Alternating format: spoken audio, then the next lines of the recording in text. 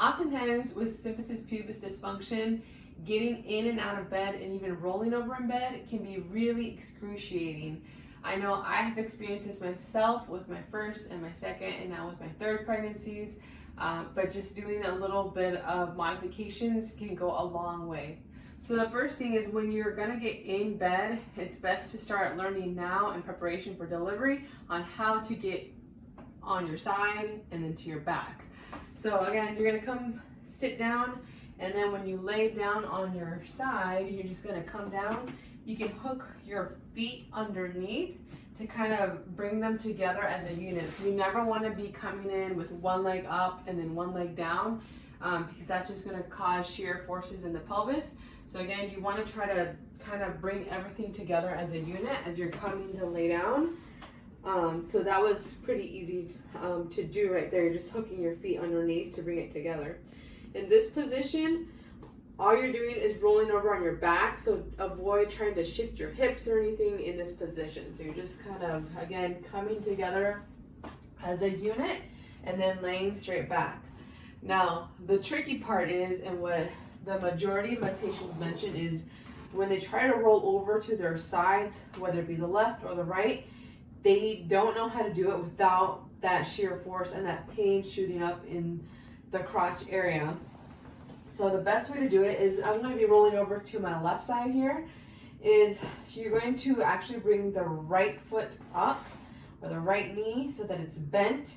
Keep the left leg straight. So if you're rolling to the left, you'll keep that side straight. If you're rolling to the right, you'll do just the opposite and keep the right leg straight.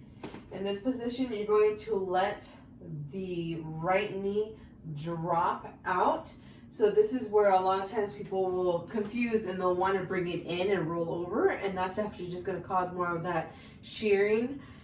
So again, you're pushing it out, you're letting it just drop down, and then you're going to be pushing down through your heel and lifting up as a unit. And get really close here. But yeah, so you're just lifting up as a unit and coming down to your sides. Now, I also recommend using pillows to stack between your legs, and we'll go over that here in a second, but I just want to kind of emphasize rolling over to your side is just, again, dropping that knee out, pushing upwards, and then you're coming out and across. And again, you'll just kind of come up this way. Other thing you want to focus on is when you're laying on your side, you don't want to have one leg up and one leg down, because again, that's going to cause a lot of that rotation and shearing of the pelvis. So try to keep everything together as a unit. So you can sleep on your side so that your knees are stacked and you would have a pillow in between. And in this position, you want to keep your pelvis stacked on top of each other, meaning you don't want to be rolling back, because then in the morning or when you do wake up, this is going to cause a lot of that pain. So you can see my hips are shifted back. So you want to be in parallel. What I often do is use the pregnancy pillow to loop behind me, but if I don't have that, use a pillow and wedge it behind you so that you're not tempted to roll back into that pillow or onto your back. And then when you're getting up, it's just the opposite. So if you're off to the edge here, you're gonna let your legs drop off over the edge, and you're gonna use the opposite arm up here to push up and bring yourself together. So again, you're letting everything kind of just drop down, and you're coming up like that.